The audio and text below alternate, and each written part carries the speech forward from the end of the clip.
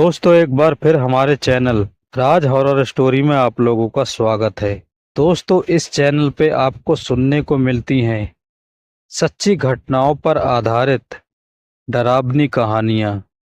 अगर आप लोग नए हैं तो इस चैनल को सब्सक्राइब कर दीजिए। अब बढ़ते हैं कहानी की ओर। दोस्तों, ये एक सच्ची घटना है जो प्रीति के साथ घटी। आइए सुनते हैं उसी के पॉइंट ऑफ व्यू से। जब मैं नवीं क्लास में थी तब की बात है। हर रोज स्कूल लेट पहुंचती थी तो लास्ट बेंच पर बैठना पड़ता था। रोज डांट पड़ती थी। एक तो होमवर्क भी पूरा नहीं कर पाती थी मैं, क्योंकि इतनी समझदार तो थी नहीं। न खेलने का टाइम मिलता था, क्योंकि छोटी हूँ घर में, तो बाहर निकलने नहीं देते थे। दरअसल मुझे फिल्में देखने का बहुत शौक था, तो फिर देर रात तक मैं और मेरे भैया और दीदी एक साथ डरावनी फिल्में देखते थे। इसलिए सुबह जल्दी उठ नहीं पाती थी। मम्मी तो रोज बोलती थी, जल्दी सो जा बेटा, स्कूल जाना, जल्दी उठ के तो डांट नहीं पड़ेगी। मम्मी की ये बात मुझे गुस्सा दिलाती थी। मुझे तो जैसे रोज की तरह आदत हो गई थी टीचर से डांट सुनने की। ऐसे ही लगभग 3-4 महीने बीत गए। एक दिन क्लास टीचर ने मुझे क्लास के बाहर खड़ा कर दिया, तो मैंने भी तय किया कि कल जल्दी आऊंगी। और फिर अगले दिन मैं जल्दी उठ गई और तैयार होकर बिना टाइम देखे स्कूल के लिए निकल गई घर से।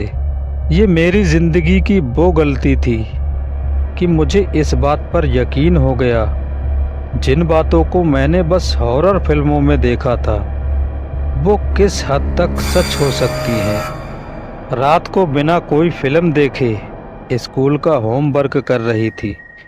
दीदी ने भी मदद की मेरी, क्योंकि टीचर ने बहुत डांटा था। डांट तो सबसे पड़ती थी, कभी घर में, कभी बाहर, कभी स्कूल में। क्या करूं, बहुत शरारती थी। होमवर्क करते हुए भी मस्ती कर रही हूं और दीदी से भी डांट भी पड़ गई। इस तरह रात के 11 बजे फ्री होकर सुबह का अलार्म लगा के मैं तो सो गई। फिर 5 बजे उठकर जितना जल्दी हो सके तैयार हो गई। टाइम भी देखा नहीं, बस आज तो कैसे भी जल्दी जाना है ये सोच रही थी कि मम्मी बोली कि नाश्ता कर लो जल्दी और टाइम देखो, थोड़ा रुक जाओ, अभी टाइम नहीं हुआ है स्कूल जाने का। गुस्सा आ रहा था। मैंने मम्मी को कहा कि मुझे जल्दी जाना है, बस आप लंच दे दो मुझे। आप जानती हैं ना, रोज डांट पड़ती है मुझे, फिर भी आप रोक रहे हो। मुझे नहीं देखना टाइम वाइम। और इस तरह लंच बैग में डालते हुए मैं स्कूल के लिए निकल गई। गर्मी का दिन था तो सुबह भी जल्दी हो गई थी, तो मैंने टाइम का अंदाज़ा नहीं लगाया और मैं स्कूल पहुंच गई। स्कूल खुल चुका था। मुझे तसल्ली हुई, चलो आज तो टाइम पर पहुंच गई। मैं भी आगे वाले बेंच पर बैठने के लिए जोर से भागकर तीसरी मंजिल पर पहुंची। वही हमारी क्लास थी और अक्सर टीचर्स हमें पढ़ाते टाइम क्लास का गेट बंद कर देते थे ताकि बाहर की आवाज़ों से हमें डिस्टर्ब ना हो। तो आसपास की क्लासेस के गेट बंद थे और सब में से शोर आ रहा था। मेरा तो गला ही सूख गया।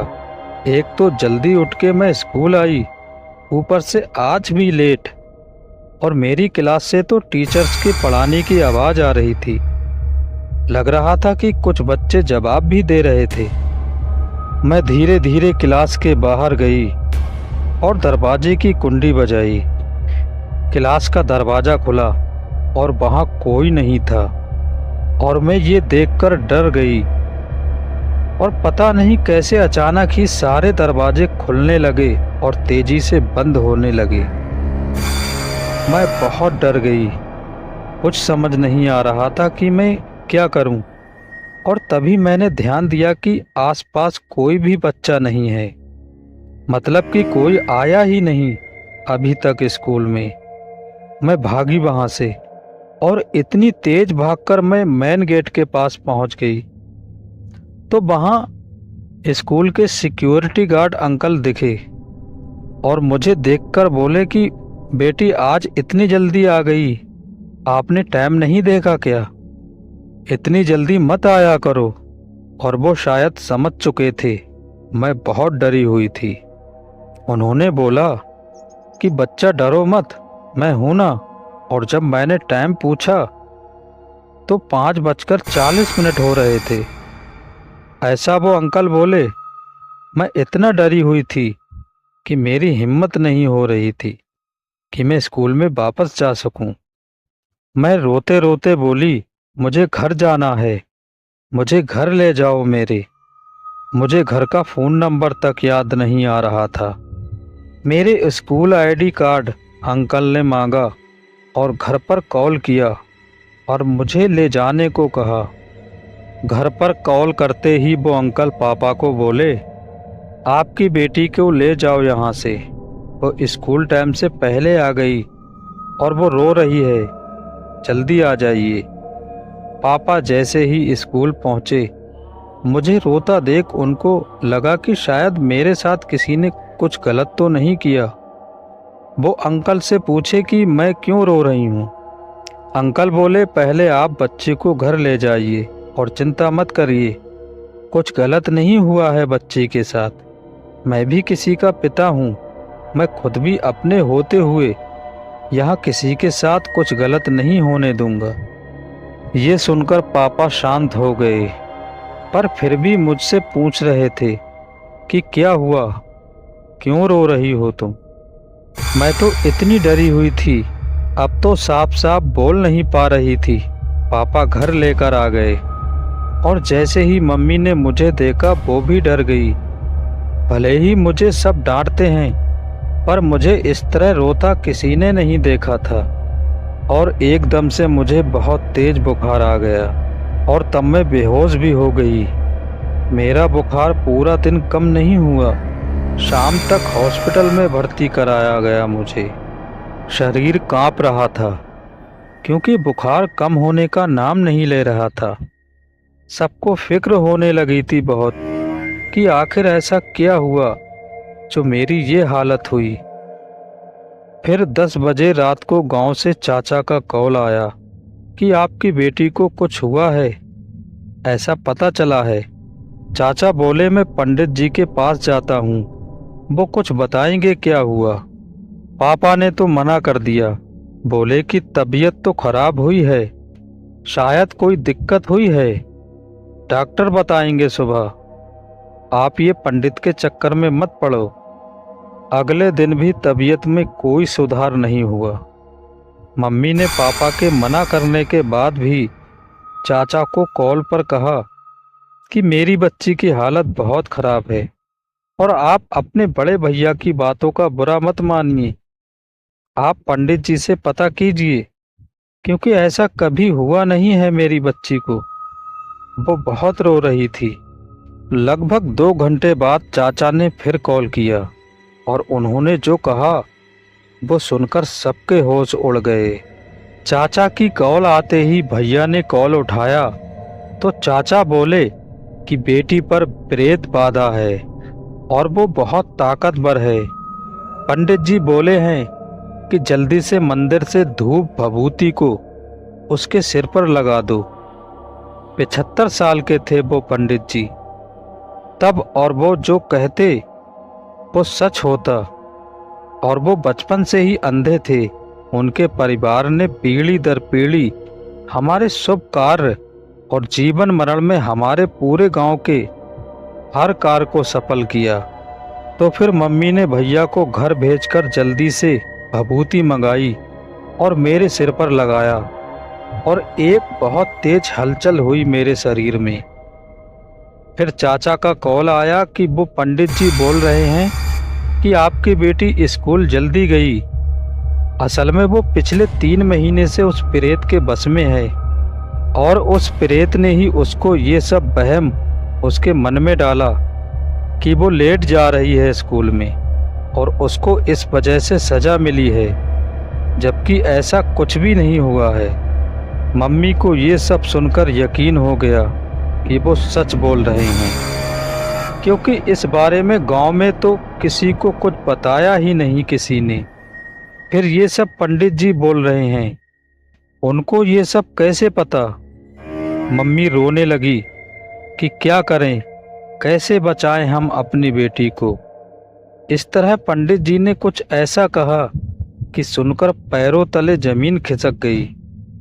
वो बोले कि लगभग 3 महीने पहले आपकी बेटी ने अपने दोस्तों के साथ मिलके एक शरारत की जो अब इस पर भारी पड़ने वाली है। 3 महीने पहले क्लास के जब टीचर्स थोड़ा व्यस्त थे, तब एक दिन हम सब दोस्तों ने ये तय किया कि हम सब एक मोमबत्ती लाएंगे। जब सब लंच टाइम में बाहर होंगे तब देखेंगे जलाकर कि कोई भूत है यहाँ। मैं तो बहुत मजाक उड़ा रही थी कि कुछ नहीं होता, फिर भी चलो ट्राई करके देखते हैं। और एक दिन हमें मौका मिल गया और हमने वो ही किया जो नहीं करना चाहिए था। और जब सब लंच में बाहर थे तब मौके का फ़ायदा उठाते हुए दरवाजे को बंद किया, सारी खिड़कियां भी बंद की और फिर मोमबत्ती जलाकर ध्यान किया और एक दूसरे का हाथ पकड़कर ये कहा, अगर कोई भूत है तो हमें कोई जवाब दो या कोई इशारा करके बताओ, ताकि हमें यकीन हो कि हमारे अलावा सच में कोई है यहाँ हमारे स्कूल में। ऐसा हमने 4-5 बार कहा पर कुछ हुआ नहीं। मैं तो बहुत हंसी और मैंने ये कहा, कोई भूत नहीं है, हमसे डरकर कोई नहीं आने वाला, और मैं उठ गई। फिर एकदम से बड़ी तेज हवा चली, वो भी बंद कमरे में। मेरे दोस्त तो डर गए। मैं बोली, डरो मत, मैं हूं ना, कोई भूत आया तो देख लूंगी। अचानक लाइट बंद हो गई। धीरे धीरे सब डरने लगे और थोड़ा बहुत तो मैं भी डरी। लंच खत्म हो गया, सारे बच्चे क्लास में वापस आ गए और सब फिर से नॉर्मल हो गया। ये सब पंडित जी ने बताया मम्मी को और ये कहा, आपकी बेटी की स्कूल में किसी लड़की ने आत्महत्या की है और वो आपकी बेटी को साथ ले जाना चाहती है। मम्मी तो बहुत डर गई। वो बस ये बोल रही थी, मेरी बच्ची को बचा लो। फिर जब भैया ने लोगों से थोड़ी पूछताछ की तो पता चला कि आत्महत्या या किसी की मृत्यु हुई है स्कूल में। और इत्तेफाक से जब ऐसा हुआ तब एक पड़ोस में एक भैया थे, वो उस वक्त उस स्कूल में पढ़ा करते थे। उन्होंने मेरे भैया को बताया, कुछ ऐसा हुआ था कि 2 अच्छी दोस्त थीं, उनमें से एक हर साल क्लास में फर्स्ट आती थी और दूसरी बड़ी मुश्किल से पास होती थी। इस तरह दोनों का एक दूसरे से लोग तुलना करने लगे और उनके परिवार ने भी कोई कसर नहीं छोड़ी। जिसके नंबर कम आते थे उसने जलन के कारण अपनी दोस्त को स्कूल के स्टोर रूम में बंद कर दिया और फिर सर्दियों की 1 हफ्ते की छुट्टियां पड़ गई। इस खुशी में वो अपनी दोस्त को भूल गई। उसके परिवार वाले बहुत परेशान हुए पर फिर भी वो कुछ नहीं बोली। फिर जब 1 हफ्ते बाद स्कूल खुला और चौकीदार को स्टोर रूम से बदबू आई, वो प्रिंसिपल के पास गए और प्रिंसिपल ने जब ये बात स्कूल मैनेजमेंट को बताया तो स्कूल की बदनामी ना हो इसलिए उस मृत लड़की के परिवार को ढेर सारा रुपया देकर उनको शहर से बाहर भेज दिया। वो मृत लड़की बहुत गरीब परिवार से थी, 2 बहनें और भी थीं उसकी। इसलिए जब इतना रुपया और दोनों लड़कियों का भविष्य सुधरता दिखा तो उसके मम्मी पापा मान गए। फिर जब मैंने वो मोमबत्ती वाली हरकत की तो उस आत्मा को उसकी दोस्त याद आ गई इसलिए वो मुझे मारना चाह रही थी और इधर मेरी हालत बहुत नाजुक हो गई थी। सब लोग परेशान हो गए थे। फिर पंडित जी ने बोला कि हनुमान मंदिर में से प्रसाद लेकर और वहाँ के पंडित से ये सब बताना, वो मदद ज़रूर करेंगे। पापा और भैया जितना जल्दी हो सके मंदिर के लिए निकल गए। यहाँ दिल्ली में हनुमान जी का एक बहुत प्राचीन मंदिर है जिसकी बहुत मान्यता है। दोनों वहाँ पहुँच गए। उन्होंने वहाँ के बड़े पंडित को सारी बात बताई और पंडित जी ने देर न करते हुए कुछ हाथ में बांधने को दिया और कुछ मेरे माथे पर लगाने को दिया। जब तक दोनों हॉस्पिटल में वापस आए, मुझे देखकर डर गए। मेरा शरीर अकड़ गया था और आंखें बाहर आ गई थीं। पापा भैया ने पंडित जी की कही बातों के अनुसार मेरे हाथ पर उनका दिया कलावा बांधा और माथे पे वो तिलक लगाया तो मैं एकदम से ठीक हो गई। ये एक चमत्कार सा हुआ हमारे साथ। मुझे अगली सुबह होश आया। मैं खुद को देखकर हैरान थी। मुझे सर्दी जुकाम तक नहीं होता था। फिर ऐसा क्या हुआ जो हॉस्पिटल में हूँ? जब मैं मम्मी से ये पूछ रही थी तो वो बोली कि मैं सीढ़ियों से गिर गई। शाम तक हम घर आ गए। मुझे सब देखने आए थे, सारे रिश्तेदार। फिर जब स्कूल जाने का टाइम आया तो मम्मी ने सब कुछ बताया और जो डांट पड़ी वो तो मैं ही जानती हूँ। स्कूल जाते टाइम मम्मी ने बोला कि वहाँ उस आत्मा से माफ़ी मांगना और बोलना कि अब ऐसा कभी नहीं करूँगी। मैंने भी यही किया और फिर कुछ नहीं हुआ। और परीक्षा होने के बाद जब रिजल्ट आया, उसके बाद मम्मी ने जिद करके मेरा स्कूल बदलवा दिया और मैं किसी और स्कूल में पढ़ने लगी और ये शरारत दोबारा कभी नहीं की। ऐसा आप भी मत करना। तो दोस्तों, ये थी हमारी आज की कहानी। उम्मीद करता हूँ कि आपको ज़रूर पसंद आई होगी। अगर आप लोग नए हैं तो इस चैनल को सब्सक्राइब कर दीजिए। अब मिलते हैं अगली वीडियो में एक नई सच्ची कहानी के साथ।